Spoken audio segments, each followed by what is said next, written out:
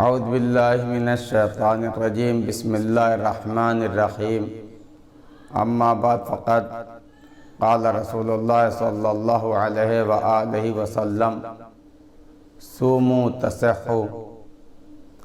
ناظرین کرام سلام علیکم۔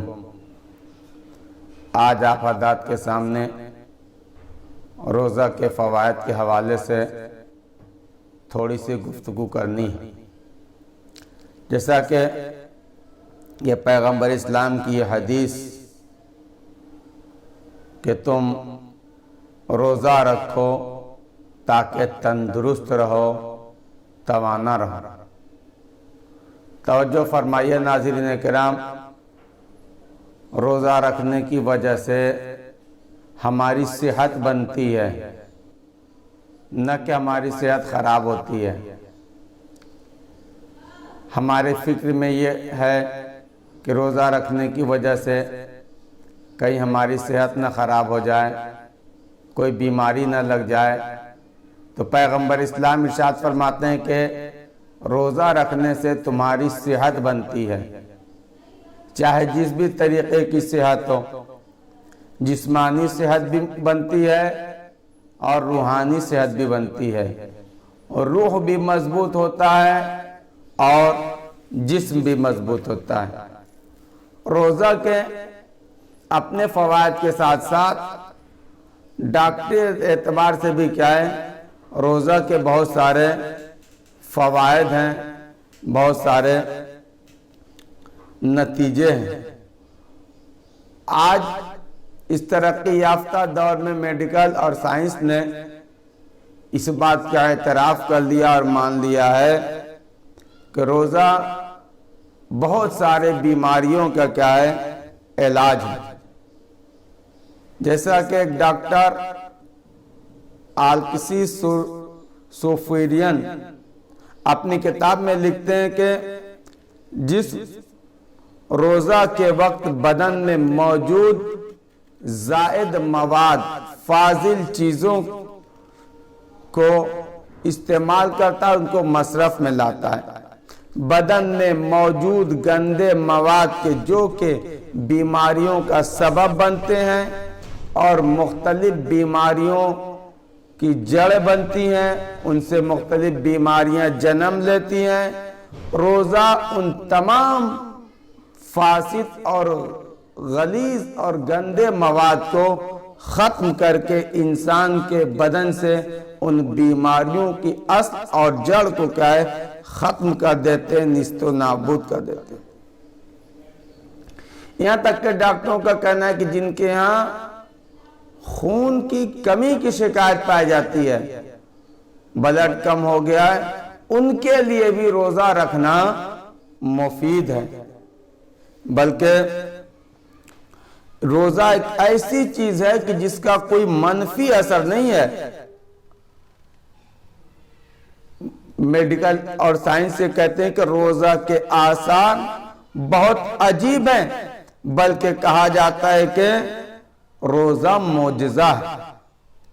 ڈاکٹر کاربو لکھتے ہیں کہ ہر بیمار شخص کو سال میں کچھ دن کھانے سے پرہیز کرنا چاہیے، کیونکہ جب تک کھانا بدن کو پہنچ رہا ہے، بدن میں مائکروب رشد اور نمو حاصل کر رہے ہیں، مگر جب کھانے سے پرہیز کرتا ہے تو وہی مائکروب ضعیف اور کمزور ہو جاتے ہیں۔ اس کے بعد ڈاکٹر کاربو کہتے ہیں کہ اسلام نے یہ جو روزے کا حکم دیا اور اس کو واجب کیا ہے، یہ انسان کی صحت و سلامتی اور اس کی تندرستی کا بہت بڑا ضامن ہے، گارنٹی ہے، گارانٹر۔ اس کے علاوہ روزے کی ذاتی مفاد کے ساتھ ساتھ معاشرتی اور سماجی اعتبار سے بھی روزے کا بہت بڑا فائدہ ہے۔ جو شخص ماہ رمضان میں بھوک کا مزہ چکھتا ہے، دن میں کئی بار دعا کرتا ہے کہ پروردگار عالم ہر بھوکے کو کھانا کھلا، ہر فقیر کو بے نیاز فرما، گویا کہ روزہ ایک انسان کے اندر ترحم اور سوئے ہوئے محبت و مہربانی کے جذبے کو بیدار کرتا اٹھاتا ہے، اور یہ اسی کا نتیجہ ہے کہ عید الفطر کے دن انسان انفاق اور ایثار کرتا ہے، راہ خدا میں خرچ کرتا ہے۔ یہ زکوٰۃ فطرہ کیا ہے؟ یہ انسان کے اندر کیا ہے کہ جذبہ بیدار ہے۔ گویا معاشرے میں انہی افراد کے مجموعے کو کہتے ہیں جو اجتماع میں موجود ہیں۔ اگر ان افراد کی تربیت ہو جائے اور یہ لوگ تربیت حاصل کر لیں تو معاشرہ خود بخود سنور جائے گا۔ رمضان تربیت کا ایک ایسا پروگرام ہے جو انسانوں کی تربیت اور تعلیم کے لیے بنایا گیا۔ توجہ فرمائیے ناظرین کرام، اس روزہ کے تربیتی فوائد کے حوالے سے گفتگو ہوگی۔ دو باتیں آپ کے سامنے میں پیش کرتا چلوں کہ روزے کا تربیتی فائدہ کیا ہے۔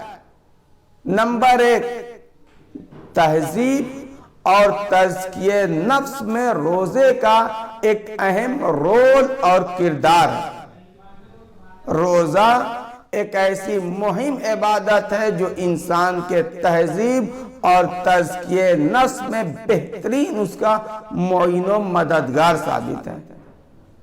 وہ روزہ ہے، روزہ سبب بنتا ہے کہ انسان اپنے سرکش اور باغی نفس کو لگام لگا کر غیر مشروع اور نامعقول خواہشوں کو کنٹرول میں کرے۔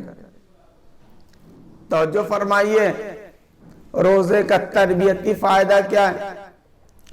دنیا میں جتنے بھی خلاف انسانیت واقع رونما ہو رہے ہیں ان کی وجہ خود خواہی، خواہش نفس، شیطان کی پیروی، اور جب تک انسان ان چیزوں سے دوری نہیں حاصل کرے گا، ظلم، فساد، قتل و غارت گری اور مختلف اقسام کے گناہ رونما ہوتے رہیں گے۔ مگر روزہ ایک ایسا عمل ہے کہ جس کے ذریعے سے انسان اپنے خواہش نفس پر غالب آ سکتا ہے، خواہشات پر غلبہ پا سکتا ہے اور تمام اعضاء و جوارح کو اپنے کنٹرول میں کر سکتا ہے، اور اسی روزہ کے ذریعے سے انسان اپنے اعضاء و جوارح کے اوپر حکم چلا سکتا ہے اور ہوا و ہوس کو اپنے ماتحت لے سکتا ہے۔ یہ ایک فائدہ تربیت، روزے کا تربیتی فائدہ۔ روزے کا دوسرا تربیتی فائدہ یہ کہ انسان کے اندر کی طہارت ہوتی ہے اور تقوی کے بلند مقام کی طرف انسان اس روزے کے ذریعے سے کیا ہے بڑھتا ہے۔ یاد رکھیے، انسان جب تک خواہشات نفسانی کا اسیر ہے، غلام ہے، کبھی بھی سعادت اور فلاح و بہبودی نہیں حاصل کر سکتا، کیونکہ ہوا و ہوس ایک ایسی مضبوط زنجیر ہے جو انسان کے روح کو اپنی قید میں رکھتے، مقید کر کے رکھتے، اور جب تک یہ زنجیریں نہ توڑ دی جائیں روح ان کی قید سے آزاد نہیں ہو سکتا۔ خواہشات نفس انسانی کی داخلی دشمن اور اس کی سرکش دشمن پر غلبہ حاصل کرنا بیرونی دشمن پر غلبہ حاصل کرنے سے زیادہ مشکل ہے۔ جب تک کہ انسان اپنے اندرونی دشمن پر غلبہ نہ حاصل کر لے، باہری دشمن پر حملہ نہیں حاصل کر سکتا۔ جو اپنی خواہشوں اور شہوات کا اسیر ہوگا وہ باہر کے دشمن کے مقابلے میں نہیں ٹھہر سکتا، ان سے مقابلہ نہیں کر سکتا۔ یاد رکھیے، नाज़रीन इकराम, बहुत सारी बातें कि रोज़ा एक तरबियती फायदा रोज़े का। जब रोज़ेदार भूख, प्यास और गुनाह से इश्तिराक करता है और पूरे 1 महीने तक माह रमज़ानुल मुबारक में इसकी रिहर्सल करता रहता है, प्रैक्टिस करता रहता है, रियाजत करता रहता है कि इंसान को भूख हो खाना न खाए, प्यास लगे पानी न पिए, और गुनाह के वसाइल हों और इंसान गुनाह अंजाम न दे, तो नतीजा ये होता है कि आहिस्ता आहिस्ता इंसान के अंदर वो मलका हो जाता है, वो कुव्वत हो जाती है, इंसान के अंदर वो कंट्रोल पावर हो जाती है कि जिसके जरिए से, जिस रोजे के जरिए से इंसान अपने नफ्स को रज़ाइल, गंदगी और गुनाह की कसाफत से दूर रखे, तमाम साल इस अमल को अंजाम दे। और जब भी इंसान गुनाह के रूबरू हो और लहजे भर के लिए अगर उसके दिमाग में ये सवाल पैदा हो जाए, उसके सामने ये बात आ जाए कि हमने 1 महीने तक माह रमज़ानुल मुबारक में अपने दुश्मन से मुकावमत जंग करने क्या तरबियत ली है, तो इंसान फौरन अपने आप को गुनाह के मुर्तकिब होने से बचाएगा, उसके ईमान के सामने सर तस्लीम खम करके वो गुनाह नाबूद हो जाएगा। बस रोजा अजीजों सबसे मुहिम और बड़ा मानवी असर नफ्स को पाक करना है और ऐसी हालत का हुसूल कि जिसके जरिए से इंसान अपने आप को शैतानों के दामन से निजात दिलाएगा और गुनाहों की आलूदगी से निजात हासिल करेगा। जैसा कि सारा राज कुरान मजीद के इस आयत मुबारका के इसी टुकड़े में छुपा हुआ है कि लअल्लकुम तत्तकून, इस पर आयत के इस छोटे से टुकड़े के अंदर तमाम के तमाम राज छुपे हुए हैं। कुरान फरमाता है कि रोजा रखो शायद तकवादार बन जाओ। तकवा उस हालत और मलका को कहते हैं कि वो साबित सिफत है जो इंसान को गुनाह के अंजाम देने से रोकती है।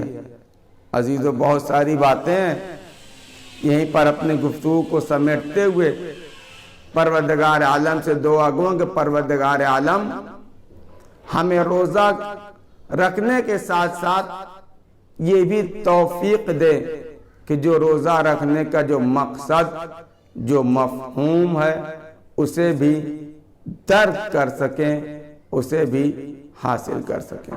व आखिर दावाना अनिल हम्दुलिल्लाहि रब्बिल आलमीन।